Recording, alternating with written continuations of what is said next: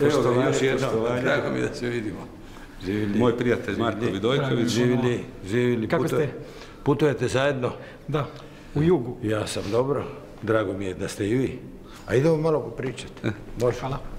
Nijedan u Jasenovcu nije kriv poginuli. Niti za jednog na Blajburgu. Ali mnogi na Blajburgu su krivi za mnoge one u Jasenovcu. I to treba biti jasno.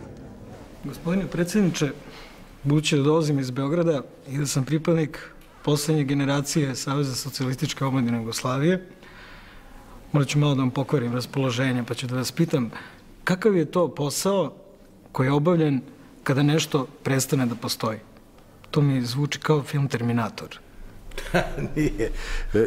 Vi spadate u nedovoljno informirane. Ja znam na što vi asocirate. Naime, ja sam u Beograd poslan odlukom Hrvatskog sabora. I trebao sam štititi ustav tadašnje Jugoslavije, ali boriti se i za interese Hrvatske. Međutim, ja sam interese Jugoslavije i interese Hrvatske mogao štititi i braniti samo dok postoji Jugoslavija. Kad je Jugoslavija prestala, moja obveza, moj posao je prestao. I ja sam se stavio na raspolaganje onome tko me je poslao.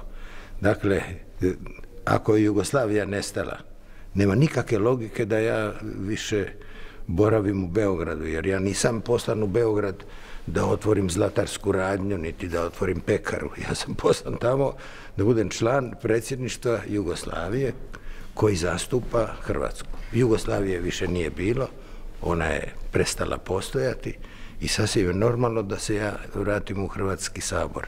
I da im to kažem. Mislim da sam obavio zadatak, Jugoslavije više nema i hvala vam lijepo. Da vas pitam u ovom danas trenutku, da li je to srpsko takozvano pitanje gotovo bilo 95. Da li je moguće i da li mislite da jednostavno ljudi nemaju više ni želju da se vrate i da je to samo stalo? Da li bi vi voleli da se ti ljudi vrate? Da li mislite uopšte da je to realno? Naime, Srbi su građani Hrvatske. Srbi iz Hrvatske su građani Hrvatske. Naš i nacionalni i državni je interes da se oni vrate.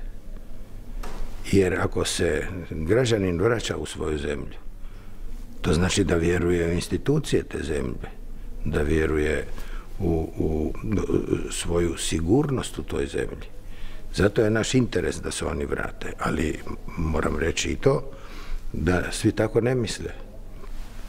Na jednoj strani vi imate odluke na najvišoj državnoj razini koje su u suglasju sa standardima koji vrijede u Europi, a na drugoj strani imate na nižim razinama još one koji misle da je naš nacionalni interes da Srbi odu iz Hrvatske.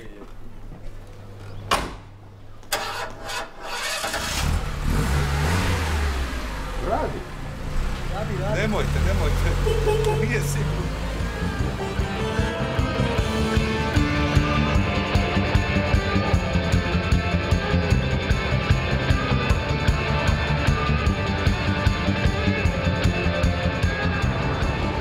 Ti, Marko, nikad nisi bio u Pomorovcu. A ti? Ne. Kako da znamo da li uopšte Mali Joža postoji, to je da li je postao Mali Joža? A šta si ti o njemu učio u školi? Pa dobro, sad si mi to malo zatekao. Mislim, znam za sankanje u koritu. Jesi ti šta učio u školi? Kako da nisam, čovječe? Izgleda kao neko ko nije učio u školi. Ma šta znam, ne izgledaš kao odlikaš, ali u redu. Eto, to ste vi, te nevernici. Jeste. Ne, znači, sankanje u koritu. Tako je.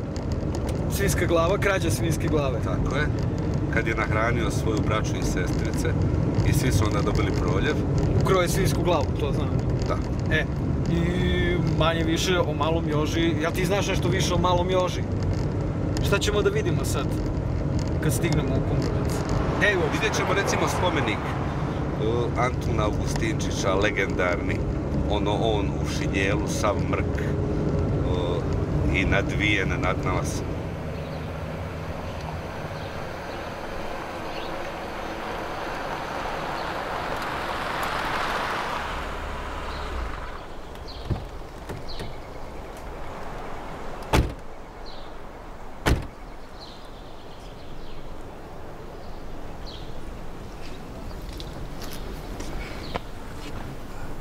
Augustinčićev Tito, isti ovakav ispred kasarne Maršal Tito u Sarajevu.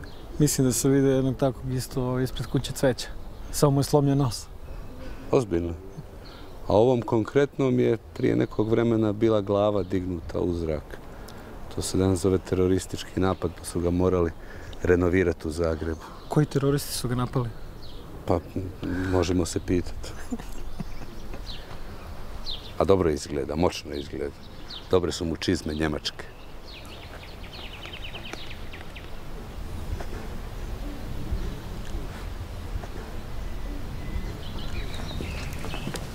Dobar dan. Poštovanje, poštovanje. Dobar dan. Dobrodošli u Kumrovec, najpoznatije selo na svijetu. Dobrodošli u Titovu rodnu kuću. Hvala. Izvolite. Hvala.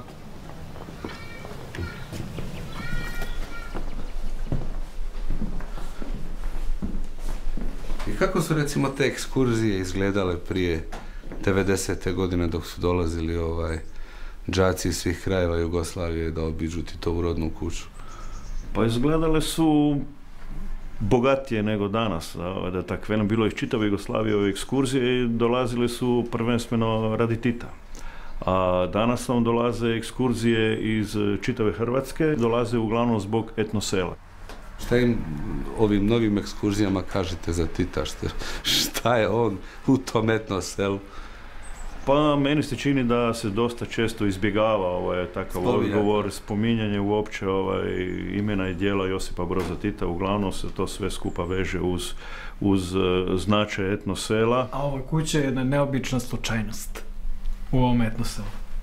Da. Sa njenim najčuvenijim stanovnikom. Jer se u njoj rodio najveći sin naših naroda i narodnosti, kako se to govorilo. Da. Bude pa prođe.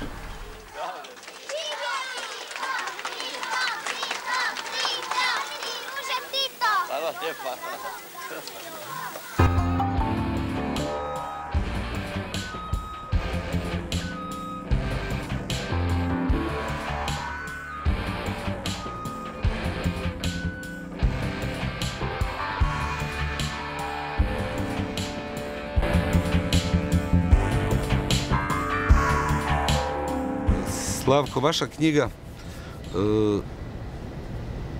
rekao bih epohalna, zove se 1941. godina koja se vraća. Zbog čega se nama 1941. vraća? Vraća se evidentno u 1991. i 1995. Ali potpuno se vraća 50 godina već. Umjesto da se otvoreno o svemu tome govori, prevladala je parola nasilno nametnuta bratstvo i jedinstvo. Ja mislim da među narodima nikad nema jedinstva, bratstva još manje, ali... Nema ga ni među braćom. Da, nema ga ni braćom.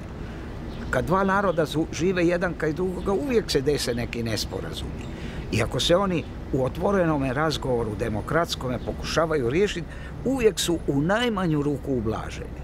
Ali ako se oni prisilno zataškavaju, onda nastaje zakon Papenovog lonca, pod pritiskom voda počne vrije i eksplodira. Gospodine Golštin, Miliko i ja se ovdje bavimo jednom morbidnom igrom brojki. A vi ste se puno zalagali tokom proteklih desetina godina da brojke iz Drugog svjetskog rata budu što jasnije. Zanima me za početak broj jasenovačkih žrtava. Mistifikacija i ta, dobro ste rekli, morbidna igra oko tih brojki počela je već 1946. godine. 1964.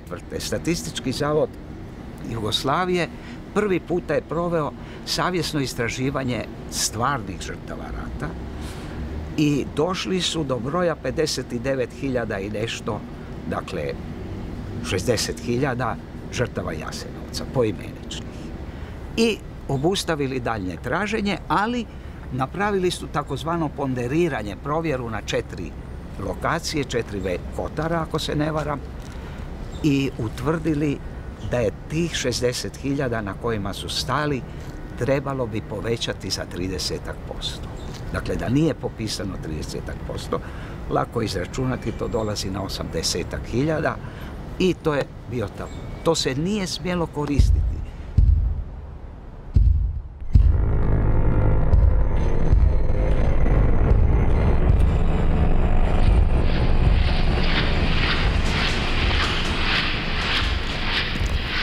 Osjetiš miris željeznice. Ovo su pragovi koji su skinuti sa željezničkih pruga kojima su ljudi dovoženi u Jasenovac.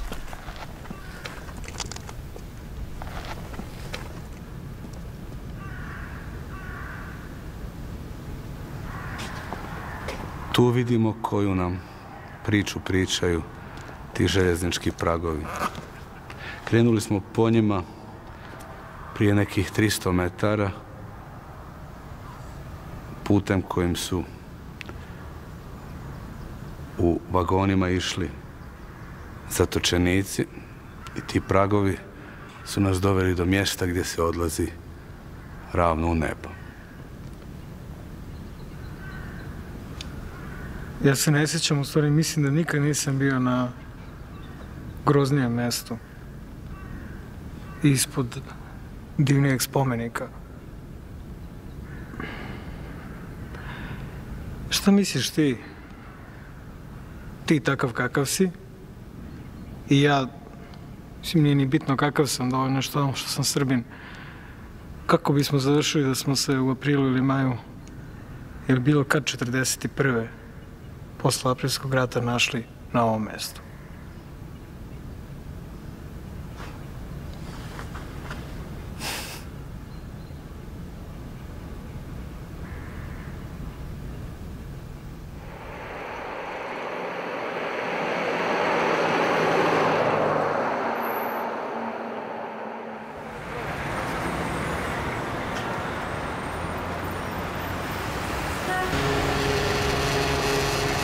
Eto, brojevi moj Marko.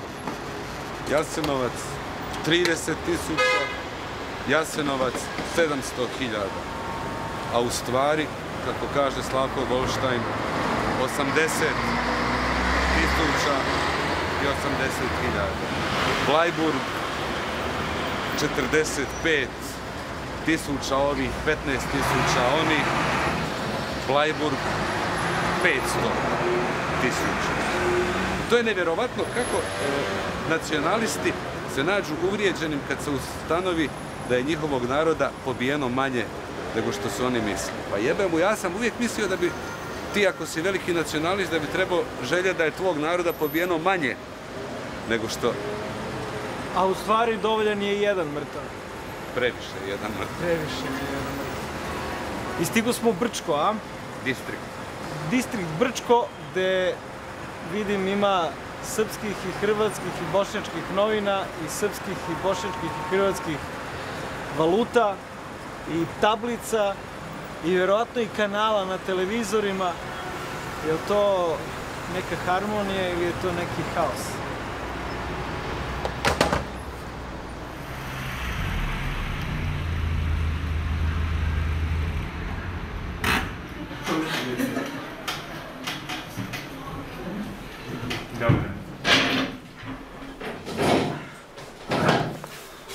Redari, da li su svi prisutni na času? Svi su, dobro, sjeti. Oprostite, vi trebali skinuti svoje naočare. Profesore, u distriktu Brčko postoji nešto što je, nažalost, jedinstveno u današnjoj Bosni i Hercegovini, a to je da na satovima iz povijesti zajedno prisustvuju učenici svih nacionalnosti. Na koji način izučavate savremenu, noviju historiju, istoriju i povijest i sve ono što te tri historije i povijesti razdvaja?